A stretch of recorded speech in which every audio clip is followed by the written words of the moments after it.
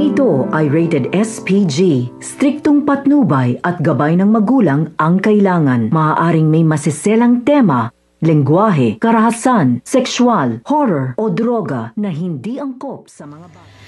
Habang kumakain nga ng dinner ang mga agero, kinausap nga ni Harry ang kanyang buong pamilya at sinabi nga nito na kahit anong problema ang harapin nila ay sabihin agad ng maaga sa kanya nang sa gayon ay mailigtas niya o masolusyonan niya nga ito. At sinabi nga nito na hindi siya papayag na kahit na sinong tao ang sumira ng kanyang pamilya dahil sobrang mahal niya nga daw ito. Samantala, wala nga kaalam-alam si naman ng Lydia at Obet na etong si Tonyo ay mukhang ililipat na sa city jail at ni si Tonyo ay hindi alam at ng kanyang abogado.